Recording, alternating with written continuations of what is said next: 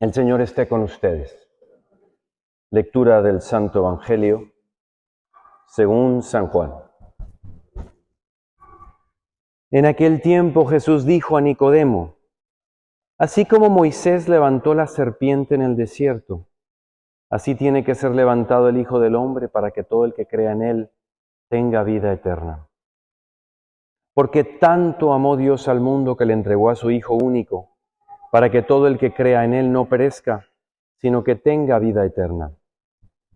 Porque Dios no envió a su Hijo para condenar al mundo, sino para que el mundo se salvara por él.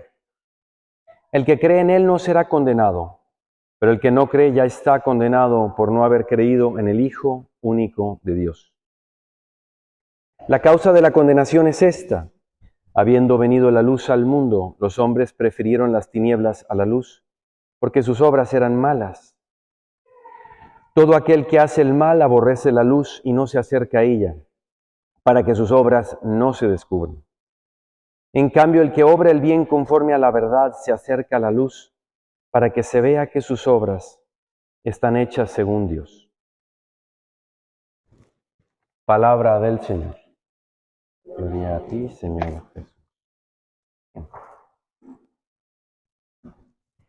En este domingo del que hablábamos, que es el de alegría, digamos que la primera lectura es una lectura que abarca toda la historia de la humanidad, o bueno, es como un microcosmos de la historia de salvación, en donde metido en muchos líos el pueblo por su pecado, al igual que nosotros, pues les mandan invasión tras invasión, primero los persas, luego los babilonios, y finalmente con el rey Ciro, pues decide que hay como una paz, y es un poco la muestra de cómo Dios obra en este rey que no era judío, para dar una paz y construir un templo, que era todo lo que había anhelado desde el inicio. La salida de Egipto hacia el desierto era para estar con el tabernáculo, con el arca de la alianza, y luego con el rey David se construye el templo, pero este es destruido muchas veces por las invasiones.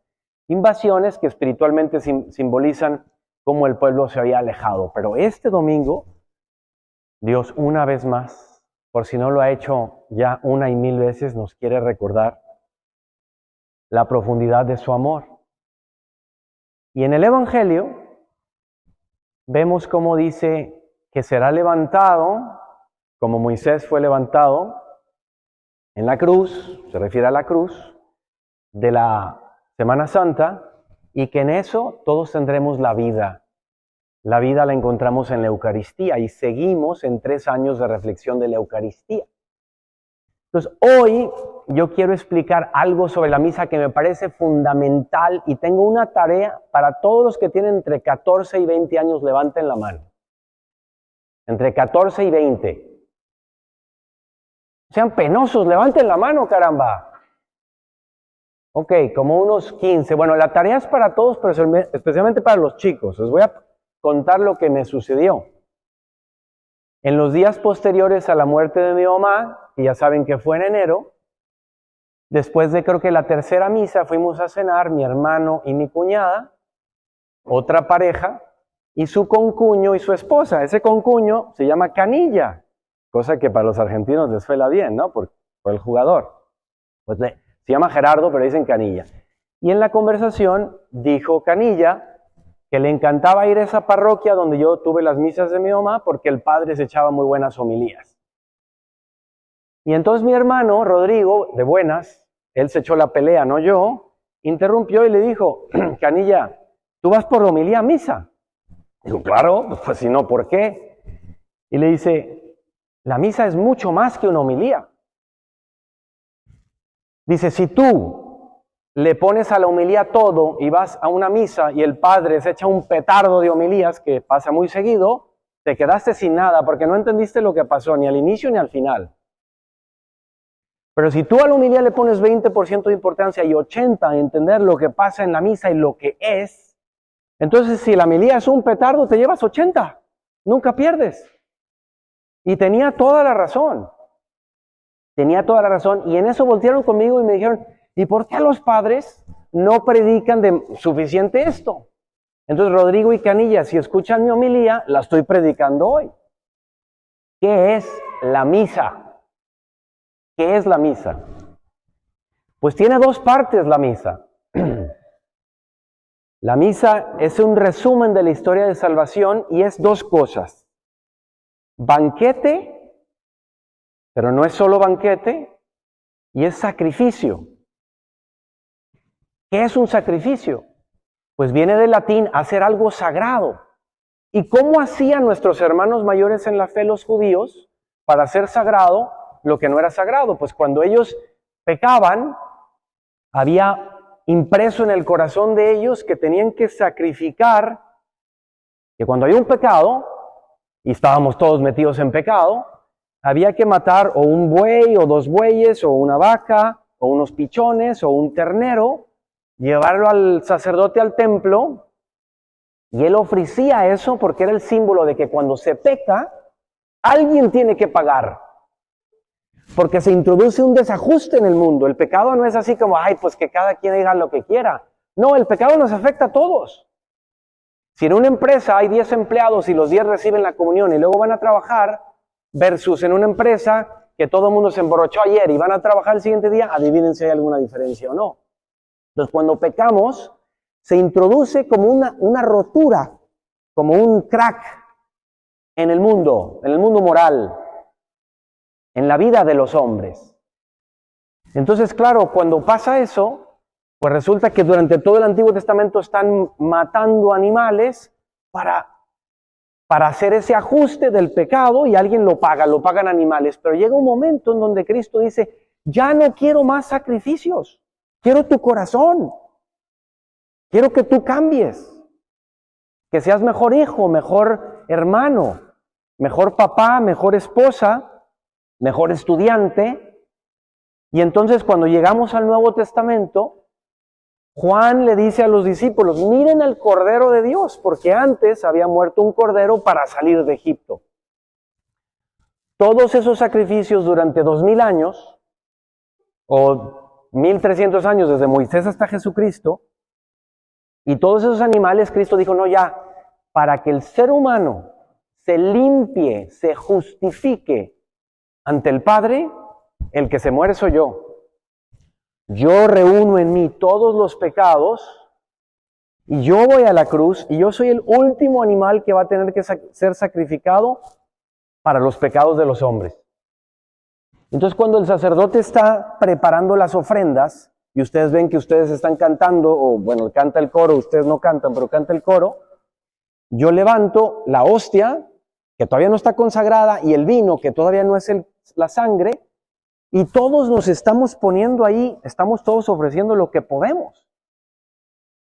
Entonces, si hay homilía buena o mala o regular, o se desmaya el padre o lo que sea, lo importante es que tenemos su palabra, que es su gran regalo, palabra con P mayúscula, que prepara el corazón para luego recibir su cuerpo. De hecho, empezamos la misa purificándonos diciendo, yo confieso ante Dios Todopoderoso, estamos limpiando los pecados veniales, no los mortales, pero sí los veniales. Y entonces, si yo entiendo que con toda la plegaria eucarística y la consagración, lo que antes era pan, aunque siga oliendo a pan, ya no es pan. Ya no es pan, ni es símbolo de pan, es el cuerpo de Cristo. Cuerpo, sangre, alma y divinidad, dice el catecismo. Y aquello que era vino, aunque ustedes se acercaran al cáliz y lo olieran y huela a vino, nuestros sentidos nos engañan, ya no es vino, esa es nuestra fe. Esa es nuestra fe. Y entonces, cabe preguntarnos, ¿qué recibimos cuando lo recibimos a Él? Recibimos el don de dones. No existe un premio más grande, un Ferrari más rápido, un penthouse en Miami más chévere que recibir la Eucaristía. No existe. No hay ningún show, ningún espectáculo, ningún concierto de Taylor Swift más grande que recibir la Eucaristía. Entonces cabe preguntarnos, primero, ¿cómo la recibo? Si la recibo con la mano, pues no es así, ¿verdad? Como en el cine. Es con dos manos. La mayoría la reciben en la boca o en la mano. Está muy bien, las dos se valen. Segundo, ¿qué hago justo después de haberla recibido? cuando vuelvo a mi lugar, ¿creo verdaderamente que Dios, el creador de todo, por medio de su Hijo, está en mí o no creo? ¿Qué diferencia cuando creemos? Recuérdense, según las estadísticas en Estados Unidos, no sé en México, Argentina, Brasil, Colombia, pero el 70% no cree en la presencia real. No lo cree. Y cambia. Y la tercera pregunta, primero, ¿cómo lo recibo? ¿Qué hago justo después de recibirlo? ¿Con qué fervor? Sin chistes con mis amiguitos, sin andar mirando quién trae la bolsa Gucci. Estoy concentrado en lo único. Y tercero, cuando salgo, si doy a Cristo, si doy la luz, si hago cosas para que la gente reciba su luz. Eso es la misa. Y entonces ya no tenemos que depender de los hombres. Si tu fe, joven, adulto, sigue dependiendo de los hombres, es muy débil. Es muy débil. Que no dependa de los hombres. La iglesia es pecadora en sus hombres, es santa en su fundador y en su fin. Ya no tenemos que escandalizarnos por los hombres o mujeres, malos o buenos. Es nuestro fundador de la iglesia lo que vale. Y si me centro en eso, entonces la Eucaristía tendrá otro color, otro sabor y significará otra cosa.